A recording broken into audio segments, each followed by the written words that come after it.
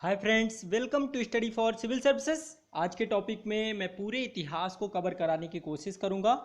ये UP PCS 24 सितंबर को जो एग्ज़ाम है उसके लिए रिवीजन वीडियो है। इससे पहले मैंने पॉलिटी का पूरा रिवीजन वीडियो आप तक पहुंचाया था, जिसके माध्यम से मैंने पूरे संविधान को लगभग 23 मिनट में आप तक पहुंचाने की कोशिश की थी। तो इस तरीके के क्विक रिवीजन वीडियो की ही अब ज़रूरत है, क्योंकि अब बहुत समय नहीं बचा एग्ज़ाम के लिए। तो इस वीडियो के माध्यम से मेरा प्रयास होगा कि मैं पूरे संविधान को आप तक पहुंचा पाऊं और एक समझ विकसित कर पाऊं। चलिए प्रारंभ करते हैं। देखिए, भारतीय इतिहास को यदि अध्ययन की सुविधा की दृष्टि से विभाजित किया जाए, या फिर इतिहासकारों ने जो विभाजन किया है भारतीय इतिहास का, वो किया है 3 भागों में विभाजित किया। पहला है प्रागैतिहासिक काल, दूसरा है आद्य ऐतिहासिक काल और तीसरा है ऐतिहासिक काल। प्रागैतिहासिक काल उस टाइम पीरियड को कहते हैं जहां पर मनुष्य को लेखन शैली का ज्ञान नहीं था, यानी कि इस समय का जितना भी इतिहास लेखन किया गया है वो सारे पुरातात्विक स्रोतों के आधार पर किया गया है। प्रागैतिहासिक काल के अंतर्गत पूरा पाषाण काल आता है। ठीक है, पाषाण काल के भी 3 भाग हैं, पुरा पाषाण काल, मध्य पाषाण काल, नव पाषाण काल। ठीक है, ये प्राचीन काल का ही हिस्सा है। ठीक है, इसके बाद दूसरा सेक्शन है आद्य ऐतिहासिक काल। आद्य ऐतिहासिक काल वो समयावधि है जिसमें मनुष्य को लेखन शैली का तो ज्ञान था, लेकिन अभी तक उनके उस लेखन को पढ़ा नहीं गया। जैसे कि सिंधु घाटी सभ्यता में चित्रलिपि चलती थी, लेकिन अभी तक हम उस लिपि को पढ़ने में असमर्थ हैं। ठीक है, ये भी प्राचीन काल के अंतर्गत ही आता है। ठीक है, इसकी जो समयावधि है, प्रागैतिहासिक काल की समयावधि 20 लाख बीसी से लेकर 2500 बीसी तक है, और आद्य ऐतिहासिक काल की समयावधि 2500 बीसी से लेकर 600 बीसी है, यानी कि पूरा सिंधु घाटी सभ्यता और वैदिक काल इसी के अंतर्गत आता है। इसके बाद ऐतिहासिक काल काफ़ी महत्वपूर्ण है। ऐतिहासिक काल वो समयावधि है जिसमें जो इतिहास लेखन किया गया है उसमें लिखित साक्ष्य तो प्राप्त होते ही हैं, साथ साथ उन लिखित साक्ष्यों का अध्ययन भी किया गया है। तो इस तरीके से आद्य ऐतिहासिक काल में जो इतिहास लेखन है वो पुरातात्विक स्रोतों पर वो भी आधारित है, और ऐतिहासिक काल का जो इतिहास लेखन है वो सबसे ज़्यादा प्रामाणिक है। ठीक है, इसके अंतर्गत ऐतिहासिक काल के अंतर्गत कुछ हिस्सा इसका प्राचीन काल के अंतर्गत आता है, कुछ इसका मध्यकाल के अंतर्गत आता है, कुछ आधुनिक काल, बाकी जो समसामयिक इतिहास है वो तो ऐतिहासिक हिस्ट्री है ही। इसका टाइम पीरियड क्या है, 600 बीसी से लेकर अब तक का जो इरा है पूरा ऐतिहासिक काल के अंतर्गत आता है। तो ये इतिहास का एक विवेचन हुआ, एक समझ विकसित करने के लिए मैंने ये बताया आपको। अब आगे चल के डिटेल से पढ़ते हैं। देखिए, सबसे पहले प्रागैतिहासिक काल, यहाँ पर चीज़ें मैं दिखा नहीं पाया क्योंकि कहीं ना कहीं पे इमेज में प्रॉब्लम हुई है। प्रागैतिहासिक काल के अंतर्गत इसका टाइम अवधि मैंने आपको बताया, इसका समयावधि है 20 लाख बीसी से लेकर 2500 बीसी। इसमें पूरा पाषाण काल आता है। पाषाण काल में पूरा पाषाण काल जिसमें मनुष्य ने आग की खोज की थी। इसके बाद दूसरा आता है नव पाषाण काल, यहाँ पर मानव जो है पशुपालक बन गया। पूरा पाषाण काल में मानव क्या था, आग के आविष्कार, यत्र तत्र भटकता रहता था, आखेटक और खाद्य संग्राहक था। लेकिन पूरा पाषाण काल में मनुष्य ने पशुपालन करना सीख लिया। इसके बाद नव पाषाण काल में मनुष्य ने कृषि का विकास किया। कृषि के आविष्कार के साथ ही मानव जीवन में स्थायित्व आया और सभ्यता के विकास का प्रारंभ हुआ। ठीक है, तो पाषाण काल में, नव पाषाण काल एक क्रांतिकारी ईरा था जहां पर मनुष्य ने पहिए की खोज की। इसके अतिरिक्त कृषि के आविष्कार किया, और भी बहुत सारी आधुनिक, जैसे धातु की खोज, यहीं पर मानव पहली बार तांबे धातु से परिचित हुआ। पाषाण काल अवधि में मनुष्य पूरी तरीके से, मनुष्य का जीवन किस पे निर्भर है, पत्थरों पर निर्भर है। ठीक है, तो इस तरीके से ये प्रागैतिहासिक काल में जो पूरा पाषाण काल, नव पाषाण काल और मध्य पाषाण काल का परिचय था। इसके बाद 2500 बीसी के समय में भारत के उत्तर भारत में एक सभ्यता का विकास देखा गया। 1921 और 1922 में राखलदास बनर्जी और दयाराम साहनी द्वारा उत्खनन के परिणाम स्वरूप उत्तर भारत में एक सिंधु घाटी सभ्यता का जो ज्ञान हुआ उत्तर पश्चिम क्षेत्र में। ठीक है, सिंधु घाटी सभ्यता का विस्तार की बात करें तो सबसे पश्चिमी विस्तार इसका सुद कांगेडोर से लेकर के पूरब में आलमगीरपुर उत्तर प्रदेश तक ये विस्तारित थी। उत्तर की बात करें तो यहाँ पर जम्मू कश्मीर में मांडा है, और दक्षिण में दायमाबाद तक, भगत राव भी बोलते हैं, महाराष्ट्र तक ये विस्तृत थी, काफ़ी विस्तृत सभ्यता थी। नगर नियोजन इसकी महत्वपूर्ण विशेषता थी। नगर नियोजन के अलावा बहुत सारे इसमें महत्वपूर्ण स्थल पाए गए हैं, जैसे कि एक बहुत महत्वपूर्ण साइट प्राप्त हुई है सिंधु घाटी सभ्यता की, उसका नाम है विशाल स्नानागार मोहनजोदड़ो में। ठीक है, विशाल स्नानागार, अन्नागार। ठीक है, इसके अलावा मोहनजोदड़ो को राजधानी भी कहा गया, हड़प्पा और मोहनजोदड़ो को संयुक्त राजधानी भी कहा गया सिंधु घाटी सभ्यता की। तो कुछ महत्वपूर्ण कौन कौन से स्थल थे, एक तो आपका हड़प्पा, मोहनजोदड़ो, चहुंदड़ो, लोथल, ये गुजरात में थे, लोथल, रंगपुर, धौलावीरा, ठीक है। राजस्थान में कालीबंगन था जहाँ से जूते हुए खेत के साक्ष्य प्राप्त हुए हैं। इसके अलावा जो है पंजाब में रोपण काफ़ी महत्वपूर्ण क्षेत्र था, ठीक है। इसके अलावा हरियाणा में बनवाली, ठीक है। तो इस तरीके से ओवरऑल सिंधु घाटी सभ्यता काफ़ी महत्वपूर्ण और विकसित सभ्यता थी। इसके बाद नेक्स्ट आती है ऋग वैदिक सभ्यता, वैदिक सभ्यता, ठीक है। वैदिक सभ्यता को दो भागों में बांटा गया है सोर्सेस के आधार पे। जैसे ऋग्वेद से जो ज्ञान प्राप्त हुआ उसे ऋग्वैदिक काल कहते हैं, और उसके बाद जो तीन वेद हैं अथर्ववेद, सामवेद और यजुर्वेद, उनसे जो टाइम समय अवधि की जानकारी प्राप्त हुई है उसे उत्तर वैदिक काल कहते हैं। ऋग्वैदिक काल के समय समाज काफ़ी अच्छा था, प्रकृति पूजा पर, कर्मकांडी व्यवस्था पर काफ़ी जोर दिया जाता था, ठीक है। स्त्रियों की दशा अच्छी थी, ठीक है। वर्ण व्यवस्था का उपज यहाँ से हुआ जरूर, लेकिन वर्ण व्यवस्था का जटिल स्वरूप यहाँ पे नहीं देखा गया। धीरे धीरे उत्तर वैदिक काल में स्त्रियों की दशा का पतन देखने को मिलता है, वर्ण व्यवस्था का विकृत स्वरूप प्रारंभ हो जाता है, कर्मकांडी व्यवस्था का जटिल स्वरूप प्रारंभ हो जाता है, ठीक है। और धीरे धीरे फिर पुराणों और उपनिषदों से जो जानकारी प्राप्त होती है उसके बाद समाज में निम्नतर अवस्था का प्राप्त हो, जिसके कारण से छठी सदी ईसा पूर्व में इस कर्मकांडी व्यवस्था के विरोध के ही स्वरूप की बात करें तो कर्मकांडी सब ये दो धर्मों का उदय हुआ छठी सदी ईस्वी में, ठीक है। एक है बौद्ध धर्म, दूसरा है जैन धर्म। बौद्ध धर्म के जो प्रवर्तक थे गौतम बुद्ध थे। जैन धर्म के प्रवर्तक और खोजकर्ता ऋषभ देव थे, काफ़ी प्राचीन थे, ऋग्वेद में भी इनका नाम आता है। लेकिन इसके 24वें तीर्थंकर कौन थे? महावीर स्वामी थे, ठीक है। इस समय 16 महाजनपदों का उदय भी हुआ था छठी सदी ईसा पूर्व में। इसके बाद छठी सदी ईसा पूर्व में ही यदि हम बात करें तो छठी सदी ईसा पूर्व में जो 16 महाजनपद थे ये, इसमें से मगध महाजनपद काफ़ी महत्वपूर्ण महाजनपद बन के उभरा। 16 महाजनपदों में मगध काफ़ी महत्वपूर्ण, जो कि बिहार और बिहार में पटना और गया वाला क्षेत्र है ना, तो जो मगध महाजनपद था वो काफ़ी महत्वपूर्ण महाजनपद बना। और ये भारत यहाँ इसी समय से पूरे भारत की सत्ता और जो एक तरीके से भारत का केंद्रीकरण की शुरुआत हुई वो मगध के उत्कर्ष के साथ ही प्रारंभ होती है। मगध में बहुत सारे जो है 600 बीसी के टाइम पीरियड पे बहुत सारे राजवंश हैं जिनका नाम क्रमशः हर्यक वंश 544 बीसी से 412 बीसी, इसमें प्रमुख शासक बिंबसार, इसका बेटा अजातशत्रु, ठीक है। फिर उदयन, इसके बाद शिशुनाग वंश का उदय हुआ, ठीक है। शिशुनाग एक शासक ही था जिसने शिशुनाग वंश की स्थापना की थी 412 ईस्वी से लेकर के 344 ईस्वी तक की अवधि। इसमें एक शासक था कालाशोक, ठीक है। इसके बाद नंद वंश आया, काफ़ी महत्वपूर्ण, महापदम नंद ने स्थापना की थी इसकी। और इसके बाद घनानंद इसका अंतिम शासक था, ठीक है, 344 बीसी से 324 ईस्वी। महाजनपद के टाइम पीरियड पे ही भारत में पहला विदेशी आक्रमण हुआ, ईरानी आक्रमण 522 बीसी में दारा प्रथम के द्वारा किया गया था, ठीक है। इसके बाद जो आपका नंद वंश था इसके समय पे एक विदेशी आक्रमण हुआ था, यूनानी आक्रमण, ठीक है। सिकंदर का आक्रमण हुआ था 326 बीसी में। और आपको पता होगा पोरस और सिकंदर के मध्य झेलम नदी के किनारे विशाखता का युद्ध हुआ था, इसे हाइडेस पीच का युद्ध भी कहते हैं, ठीक है। इसी समय पे नंदवंश का पतन भी हुआ और इसके पश्चात जो है जो शासक बना वो चंद्रगुप्त मौर्य, उसने मौर्य वंश की स्थापना की। चाणक्य की बहुत बड़ी भूमिका है मौर्य काल की स्थापना में। प्रमुख शासक कौन है मौर्य काल में? चंद्रगुप्त मौर्य, बिंदुसार और अशोका। अशोका का टाइम अवधि क्या है? 269 बीसी से लेकर 232 बीसी।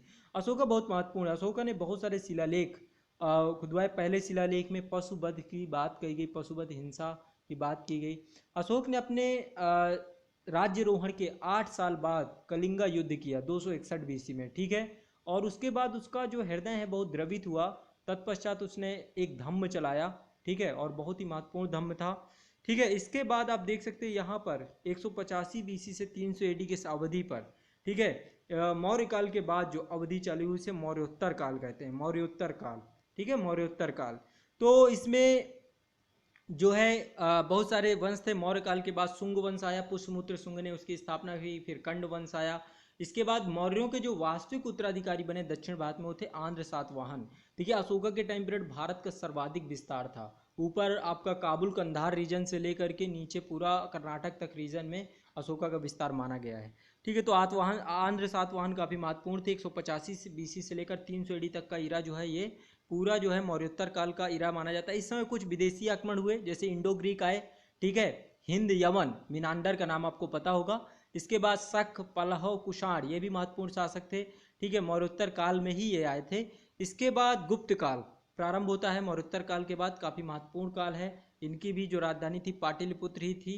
और गुप्त काल के समय जो महत्वपूर्ण शासक थे, चंद्रगुप्त प्रथम, समुद्रगुप्त काफ़ी महत्वपूर्ण है, चंद्रगुप्त द्वितीय, इसने विक्रमादित्य की भी उपाधि ली, कुमारगुप्त प्रथम और स्कंदगुप्त। ठीक है, इसी समय पे हूण आक्रमण, ये विदेशी आक्रमण है, हूण आक्रमण हुआ था। ठीक है, इसके बाद देखिए कुछ और महत्वपूर्ण आक्रमण है, जैसे गुप्तोत्तर काल। ठीक है, गुप्तोत्तर काल में मौखरी वंश काफ़ी महत्वपूर्ण है, मौखरी वंश। इसके बाद उत्तर गुप्त काल, ठीक है, मालवा के यशोधर्मन और हर्षवर्धन। ठीक है, ये गुप्तोत्तर काल के प्रमुख वंश है, मौखरी वंश, उत्तर गुप्त शासक। ठीक है, गुप्त काल के बाद जो प्रमुख शासक हैं कुमार स्कंदगुप्त। ठीक है, स्कंदगुप्त के बाद बहुत सारे उत्तर गुप्त शासक भी हुए हैं। मालवा में यशोधर्मन साम्राज्य था और हर्षवर्धन, वर्धन वंश काफ़ी महत्वपूर्ण है, 600 से लेकर के 647 एडी तक। ये अंतिम प्राचीन भारत का यहीं से एंड हो जाता है, यहाँ के बाद जो है फिर पूर्व मध्यकाल का प्रारंभ होगा।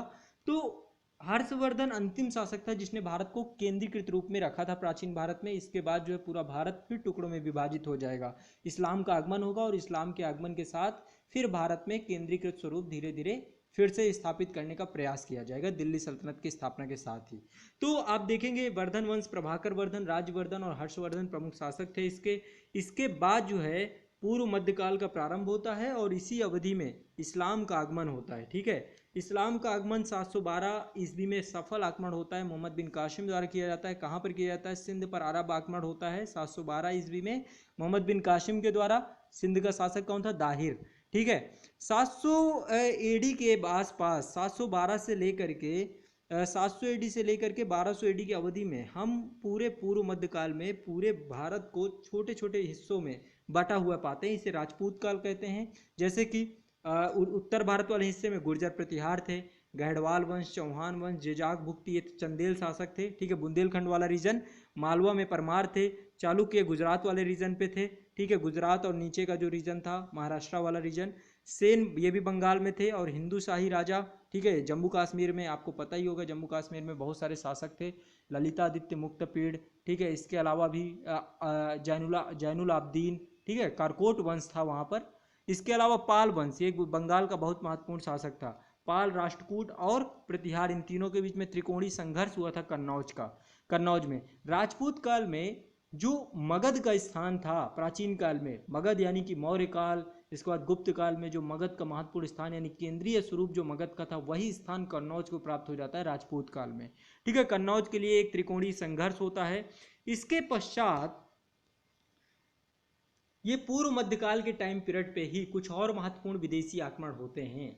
एक तो महमूद गजनबी का आक्रमण होता है 1000 एडी से लेकर 1027 एडी के टाइम पीरियड पे, और फिर मोहम्मद गोरी आता है। महमूद गजनबी सिर्फ और सिर्फ भारत को लूटने के लक्ष्य से आया और धर्म प्रचार के लक्ष्य से आया। यहाँ पर उसने कोई स्थायी शासन सत्ता का स्वरूप नहीं स्थापित किया, सिर्फ भारत में उसका अंतिम आक्रमण जो है यहाँ पर जो है सोमनाथ के मंदिर पर आक्रमण था। इसके बाद 1027 में फिर आया, लेकिन 1030 में उसकी मृत्यु हो गई। बहुत महत्वपूर्ण शासक था, 17 बार आक्रमण किया, हर बार यहाँ से जीत कर गया और बहुत सारी अकूट संपत्ति भारत के मंदिरों से लेकर गया। इसके बाद मोहम्मद गौरी आता है, काफ़ी महत्वपूर्ण शासक, 1-2 बार पहले युद्ध में पराजित होता है, लेकिन 1191 और 92 के 2 युद्ध हुए। तराइन का प्रथम युद्ध, तराइन का द्वितीय युद्ध। तराइन के प्रथम युद्ध में पृथ्वीराज चौहान से पराजित होता है, लेकिन तराइन के द्वितीय युद्ध में पृथ्वीराज चौहान को पराजित करके भारत में इस्लामिक सत्ता का प्रारंभ करता है। ठीक है, ये 1205 में मोहम्मद गौरी की मृत्यु के साथ ही उसके जितने भी गुलाम थे, उन गुलामों ने में से एक गुलाम था कुतुबुद्दीन ऐबक। उसने दिल्ली सल्तनत की स्थापना की और उसके द्वारा स्थापित किए गए ये वंश गुलाम वंश कहलाया। और दिल्ली सल्तनत में टोटल जो है 5 वंश आए लगातार। गुलाम वंश के प्रमुख शासक पहला तो कुतुबुद्दीन ऐबक था, फिर इल्तुतमिश। ठीक है, वैसे कुतुबुद्दीन ऐबक के बाद उसका बेटा आराम शाह आया, फिर इल्तुतमिश आया, इल्तुतमिश के बाद उसकी बेटी रजिया सुल्ताना। ठीक है, फिर इसके बाद रुकनुद्दीन फिरोज। ठीक है, इसके बाद बलबन का प्रभाव चालू हुआ और नसरुद्दीन महमूद के बाद बलबन जो है शासक बना। बलबन के बाद 2 बहुत ही कम समय अवधि के लिए कैकुआबाद और क्यूमर्स 2 शासक रहे। ठीक है, इसके बाद जियाउद्दीन फिरोज खिलजी द्वारा खिलजी वंश की स्थापना की गई। अलाउद्दीन खिलजी महत्वपूर्ण शासक था जिसने मूल्य नियंत्रण प्रणाली और यहाँ पे बहुत सारे आर्थिक सुधार किए। एक बहुत ही महत्वपूर्ण सेना रखी इसने। ठीक है, इसके बाद तुगलक वंश प्रारंभ होता है, काफ़ी महत्वपूर्ण है तुगलक वंश। गयासुद्दीन तुगलक द्वारा इसकी स्थापना की गई थी। इसके बाद इसका महत्वपूर्ण शासक दो शासक रहे, गयासुद्दीन तुगलक के बाद मोहम्मद बिन तुगलक और फिरोज तुगलक। ठीक है, मोहम्मद बिन तुगलक द्वारा बहुत सारी नीतियां चलाई गई जो कि बड़ी असफल रहीं। इसके बाद सैयद वंश आता है, तैमूर का। यहाँ पे एक और विदेशी आक्रमण होता है दिल्ली सल्तनत के टाइम पे, तैमूर अलंग का आक्रमण। ठीक है, और उसके द्वारा यहाँ पे सैयद वंश को स्थापित किया जाता है। खिज्र खां इसका संस्थापक होता है, बहुत कम समय अवधि में सैयद वंश रहे हैं। इसके बाद लोधी आ जाते हैं, बहलोल लोधी द्वारा लोधी वंश की स्थापना की गई।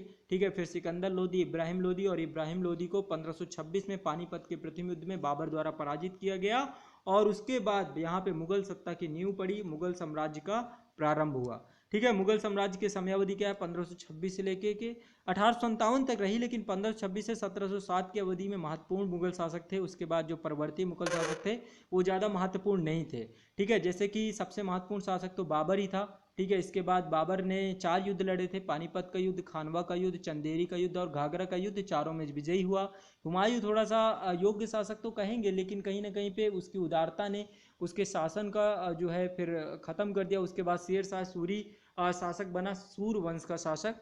कुछ समय के लिए मुगल सत्ता भारत से ख़त्म हो गई, लेकिन फिर से हुमायूं शेरशाह सूरी की मृत्यु के बाद भारत आया, और आने के बाद इसका जो अंतिम शासक था इब्राहिम आदिल शाह, उसे पराजित किया और फिर से मुगल शासन की स्थापना की। शेरशाह सूरी बहुत ही महत्वपूर्ण शासक है। इसने भारत में एक तरीके से अलाउद्दीन खिलजी की बहुत सारी चीज़ें, जैसे कि मूल्य नियंत्रण प्रणाली, जमीनों की नाप करवाना, ठीक है, इसका एक अर्थशास्त्री था टोडरमल, उसने पूरी अर्थव्यवस्था की एक नई प्रणाली प्रारंभ की। और यहाँ से ही एक कह सकते हैं कि जैसे सड़कों का निर्माण कराया, विकास के कार्य बहुत सारे किए 5 साल की अवधि में। लेकिन शेरशाह की बहुत जल्द मृत्यु हो गई। कलिंजर के जब विजय अभियान चल रहा था तब शेरशाह की मृत्यु हुई थी। इसके बाद महत्वपूर्ण शासक अकबर, ठीक है, फिर जहांगीर, फिर शाहजहां और औरंगजेब, ये महत्वपूर्ण शासक रहे। अकबर के बारे में सब जानते हैं। ठीक है, मनसबदारी प्रणाली, दहसाला व्यवस्था, ठीक है, दीन इलाही धर्म की स्थापना, सुलह कुल की नीति, ठीक है, ऐसे बहुत सारी नीतियां जो हैं अकबर द्वारा प्रारंभ की गई। जहांगीर के समय में चित्रकला का उद्भव हुआ। चित्रकला का सर्वश्रेष्ठ जो स्वरूप है जहांगीर के टाइम पीरियड पे। शाहजहां के टाइम पीरियड को मुगल काल या स्थापत्य का स्वर्ण काल भी कहा जाता है, क्योंकि इस समय पे दिल्ली की लाल किला, जामा मस्जिद, ठीक है, आगरा का ताजमहल और आगरा के लाल किला के निर्माण इसने करवाया था। ठीक है, अकबर ने भी फतेहपुर सीकरी की स्थापना करवाई थी, वहाँ बुलंद दरवाजा बनवाया था गुजरात विजय के उपलक्ष्य में। औरंगजेब इसके बाद आया, बहुत ही महत्वपूर्ण शासक कहा जाएगा औरंगजेब, क्योंकि औरंगजेब की नीतियों ने ही मुगल साम्राज्य के पतन को स्थापित किया।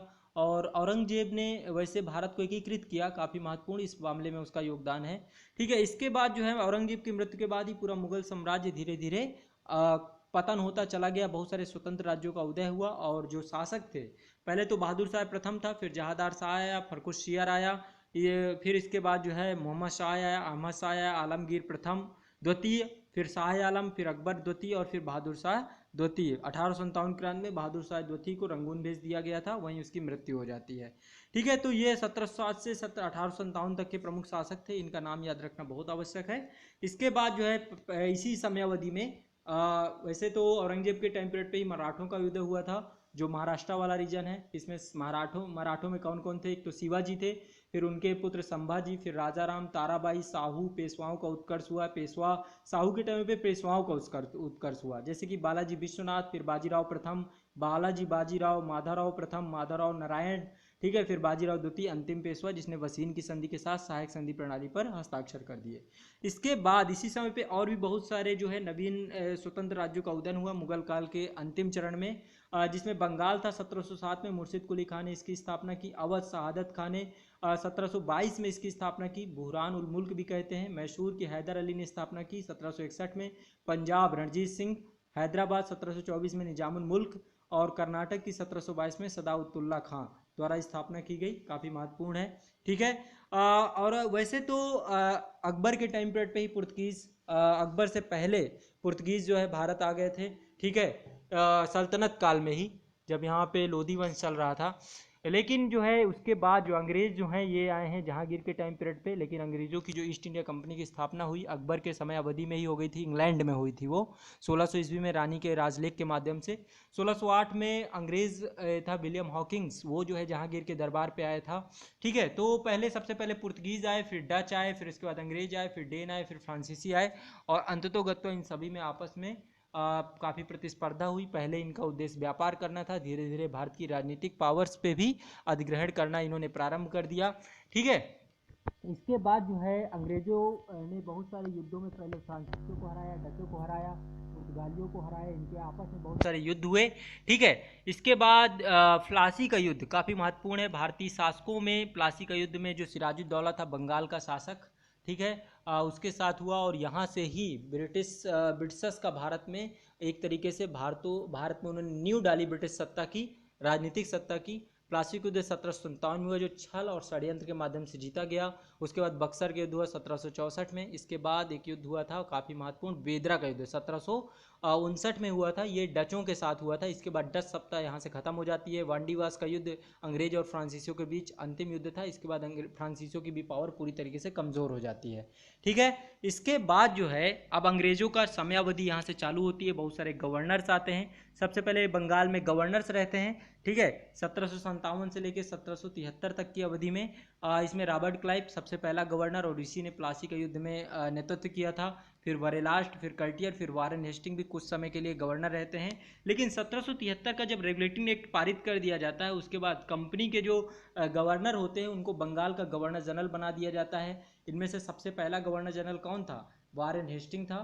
फिर जॉन मैकफर्सन था, फिर कार्नवालिस था, sir John Shore, Wellesley, George Barlow, Minto, Hastings, Amherst और विलियम बेंटिंग, ये रहे बंगाल के गवर्नर जनरल। ठीक है, विलियम बेंटिंग के समय ही 1833 का चार्टर एक्ट पारित होता है और बंगाल के गवर्नर जनरल को भारत का गवर्नर जनरल बना दिया जाता है कंपनी के अधीन। ठीक है, यानी ईस्ट इंडिया कंपनी ही अभी भारत में शासन कर रही है। और इसमें जो है विलियम बेंटिंग पहला भारत का गवर्नर जनरल था। Metcalfe, Auckland, Ellenborough, Hardinge, Dalhousie और कैनिंग एक काफ़ी महत्वपूर्ण रहे हैं। कैनिंग के समय 1857 की क्रांति होती है और भारत शासन अधिनियम 1858 के माध्यम से बंगाल के गवर्नर को, भारत के गवर्नर जनरल को भारत का वायसराय बना दिया जाता है। जिसमें से कौन कौन है? Lord Canning, Elgin, Lord Lawrence, Mayo, Northbrook, Lord Lytton, Lord Ripon, Lord Dufferin, Lord Lansdowne, Lord Elgin द्वितीय, Lord Curzon, Lord Minto, Lord Hardinge, ये महत्वपूर्ण जो है। इसके अलावा फिर चेम्सफोर्ड, ठीक है, इसके साथ मॉन्टेस्क्यू चेम्सफोर्ड सुधार भी आया था। ठीक है, इसके बाद Lord Reading, Lord Irwin, Lord Willingdon, Lord Linlithgow, Lord Wavell और माउंटबेटन, जिन्होंने भारत की आज़ादी के समय ये थे। और फिर इसके बाद चक्रवर्ती राजगोपालाचारी अंतिम और भारतीय गवर्नर जनरल थे। इसके बाद जो है 1857 की क्रांति, बहुत सारे विद्रोह हुए थे अंग्रेजों की अवधि में। ठीक है, एक तो 1857 की क्रांति हुई थी, इसके बाद बहुत सारे नागरिक विद्रोह भी हुए थे, इसके अलावा किसान विद्रोह हुए, जनजाति विद्रोह भी हुए और बहुत सारे सामाजिक सुधार आंदोलन, ये सब 19वीं सदी में प्रारंभ हो गए। ठीक है, इसके बाद बहुत सारे सामाजिक सुधार और राष्ट्रीय जन जागरण का प्रारंभ हुआ 19वीं सदी में ही। आपको पता होगा राजा राम मोहन राय ने ब्रह्म समाज की स्थापना की, फिर आर्य समाज स्वामी दयानंद सरस्वती द्वारा स्थापित किया गया। ठीक है, इसके बाद जो है प्रार्थना सभा की समाज स्थापित हुआ, फिर थियोसॉफिकल सोसाइटी की स्थापना की गई। इसके बाद जो है 19वीं सदी में राष्ट्रवाद का उदय हुआ। ठीक है, 19वीं सदी में राष्ट्रवाद का उदय, कांग्रेस की स्थापना की गई। ठीक है, इसके बाद जो है 1885 से 1947 में भारतीय राष्ट्रीय कांग्रेस काफ़ी महत्वपूर्ण है। ठीक है, इसका जो है भारतीय राष्ट्रीय कांग्रेस की स्थापना के साथ ही भारत का जो नेशनल मूवमेंट है वो प्रारंभ हो जाता है। और 1885 से 1927 तक कांग्रेस के 3 चरण थे। एक तो उदारवादी चरण था, ठीक है, इसके बाद उग्रवादी चरण और फिर गांधीवादी चरण। उग्रवादी चरण में लाल बाल पाल, बिपिन चंद्र पाल, बाल गंगाधर तिलक और लाला लाजपत राय का महत्वपूर्ण योगदान था। ठीक है, उदारवादियों का एक तरीके से अंग्रेजों पर विश्वास था और वो उनको ये मानना था कि अंग्रेज जो हैं भारतीयों के लिए हितकर हैं और भारतीयों के लिए अच्छी नीतियाँ बनाएंगे। ठीक है, काफ़ी विनय और प्रार्थना के माध्यम से ये जो है संवैधानिक सुधारों की बात करते थे। लेकिन उग्रवादियों ने पूर्ण स्वराज्य की बात कही। पहली बार बाल गंगाधर तिलक ने कहा कि आज स्वतंत्रता हमारा जन्म सिद्ध अधिकार है और हम इसे लेकर ही रहेंगे। इसके बाद गांधी जी का आगमन हुआ 9 जनवरी 1915 को। ठीक है, और गांधी जी ने आकर के यहाँ पे अपना जो है प्रारंभ करते हैं और काफ़ी महत्वपूर्ण है। इस समय काफ़ी घटनाएं हुई। देखिए, उग्रवादी चरण में कुछ महत्वपूर्ण घटनाएं हुई, उन्हें भी देख लेते हैं। 1919 से 1915 के देखिए उदारवादी चरण का टाइम पीरियड क्या है? 1885 से लेकर 1905, ठीक है। उग्रवादी चरण का टाइम पीरियड क्या है? 1905 से लेकर के 1919 की अवधि उग्रवादी चरण के अंतर्गत आती है, जिसके अंतर्गत बंगाल विभाजन, सूरतपुर, स्वदेशी आंदोलन, लखनऊ समझौता, जलियांवाला बाग हत्याकांड और खिलाफत आंदोलन इसी अवधि में हुए थे। इसके बाद गांधी जी के टाइम पीरियड पे गांधी जी बहुत सारे आंदोलन किए, सत्याग्रह और अहिंसा पर आधारित उनके आंदोलन थे। सबसे पहला आंदोलन चंपारण, काफ़ी महत्वपूर्ण है, कब हुआ? 1917 में। इसके बाद बिहार में हुआ था तिनकटिया प्रथा के खिलाफ। इसके बाद खेड़ा आंदोलन, ये गुजरात में हुआ। फिर अहमदाबाद, फिर असहयोग आंदोलन, ठीक है। ये काफ़ी महत्वपूर्ण है, पूरा क्रम ये आप याद रखिएगा, चंपारण, खेड़ा, अहमदाबाद, ठीक है। या फिर मेरे ख्याल से चंपारण के बाद अहमदाबाद हुआ है, फिर खेड़ा हुआ है, एक बार इसको देख लीजिएगा, ठीक है। पहले चंपारण हुआ, फिर अहमदाबाद हुआ, फिर खेड़ा हुआ। फिर असहयोग आंदोलन गांधी जी ने 1920 में प्रारंभ किया, राष्ट्रीय आंदोलन था ये। सविनय अवज्ञा आंदोलन 1930 में प्रारंभ किया गया था दांडी मार्च के बाद। और व्यक्तिगत सत्याग्रह ये 1940 में प्रारंभ हुआ था, ठीक है, अगस्त प्रस्ताव के बाद। दिल्ली चलो आंदोलन भी कहते हैं। पहले सत्याग्रही विनोबा भावे बने थे और द्वितीय सत्याग्रही जवाहरलाल नेहरू बने थे। इसके बाद भारत छोड़ो आंदोलन काफ़ी महत्वपूर्ण, क्विट इंडिया मूवमेंट, 75 साल पूरे हो चुके हैं इसके। इसके बाद गांधी जी ने आज़ादी के समय, जब भारत आज़ाद हो रहा था, तो सांप्रदायिक दंगों को समाप्त करने का प्रयास कर रहे थे। गांधी जी ने हरिजन उत्थान के लिए भी बहुत सारे कार्य किए हैं। तो 1919 से लेकर 1947 तक का टाइम पीरियड गांधीवादी इरा है, और इन्हीं आंदोलनों के माध्यम से भारत की आज़ादी की नींव रखी गई, ठीक है। 20वीं शताब्दी में भारतीय स्वतंत्रता के बहुत सारे क्रांतिकारी धारा भी थे। जो क्रांतिकारी थे वो भी कहीं ना कहीं पे भारतीय स्वतंत्रता के लिए कार्य कर रहे थे, जैसे कि अभिनव भारत संस्था, इसको विनायक बी.डी. सावरकर द्वारा स्थापित किया गया। इसके अलावा हिंदुस्तान सोशलिस्ट रिपब्लिकन पार्टी, ये चंद्रशेखर आज़ाद, भगत सिंह, बटुकेश्वर दत्त, बहुत सारे इसमें जो क्रांतिकारी थे, ठीक है। राम प्रसाद बिस्मिल, काकोरी कांड, लाहौर षड्यंत्र, ऐसे बहुत सारे, कानपुर षड्यंत्र, सब इन क्रांतिकारियों के माध्यम से भारतीय स्वतंत्रता के लिए ही किया जा रहा था। इसके बाद सुभाष चंद्र बोस के नेतृत्व में आज़ाद हिंद फौज की स्थापना, इसका भी, ये भी भारतीय आज़ादी को लेकर के ही इनका पूरा मोटिव था। आज़ाद हिंद फौज की स्थापना मोहन सिंह द्वारा की गई थी। फिर रास बिहारी बोस द्वारा जो है सुभाष चंद्र बोस को उसकी अध्यक्षता दे दी गई, ठीक है। इसके बाद जो है 1947 में मुस्लिम लीग द्वारा जो है भारत में भारत के विभाजन की मांग निरंतर की जा रही थी, जिसके कारण उन्होंने प्रत्यक्ष कार्रवाई दिवस भी 1946 में मनाया था। इसके बाद 1947 में माउंटबेटन योजना आती है, जो भारत के विभाजन को स्वरूप को पूरी रूपरेखा रखती है। इसके बाद भारतीय स्वतंत्रता अधिनियम का प्रारंभ होता है, ठीक है। इसके बाद जो है 1900 भारत का एकीकरण, ठीक है, काफ़ी महत्वपूर्ण घटना, भारत का एकीकरण 1940 से 1950 में। इसमें रियासतों का विलय किया गया, जिसमें से जम्मू कश्मीर, हैदराबाद और जूनागढ़, ये 3 रियासतें जो थी, इनको बाद में, बहुत बाद में मिलाया गया। जम्मू कश्मीर का विवाद अभी भी बना हुआ है, ठीक है। इसके बाद जो है 1947 को भारतीय स्वतंत्रता अधिनियम पारित हुआ था, ठीक है। और 15 अगस्त 1947 से भारत आज़ाद हुआ और भारत का संविधान बनना प्रारंभ हुआ। डॉक्टर राजेंद्र प्रसाद संविधान सभा के स्थायी अध्यक्ष थे, ठीक है। इस प्रकार से 1946 से 1950 की अवधि में भारतीय संविधान का निर्माण किया गया, रियासतों का विलयीकरण किया गया, और इसके बाद 1947 के बाद से भारत स्वतंत्र हुआ। और स्वतंत्र होने के बाद 26 जनवरी 1950 को भारत का संविधान लागू हुआ, ठीक है। और संविधान लागू होने के बाद ही भारत जो है गणतंत्र बन गया और भारत में राष्ट्रपति होने लगे। प्रधानमंत्री का पद जो है अंतरिम सरकार 1946 से ही प्रारंभ हो गया था, लेकिन राष्ट्रपति का पद 24 जनवरी 1950 से प्रारंभ हुआ। डॉक्टर राजेंद्र प्रसाद पहले राष्ट्रपति थे हमारे, ठीक है, और जवाहरलाल नेहरू पहले प्रधानमंत्री थे। वर्तमान में देखा जाए तो डॉक्टर रामनाथ कोविंद 14वें राष्ट्रपति के रूप में व्यक्तिगत रूप से, और डॉक्टर नरेंद्र मोदी जो हैं हमारे 14वें प्रधानमंत्री हैं। तो इस तरीके से ये पूरी व्याख्या थी भारतीय संविधान की। मैंने कोशिश की कि इसके माध्यम से आपका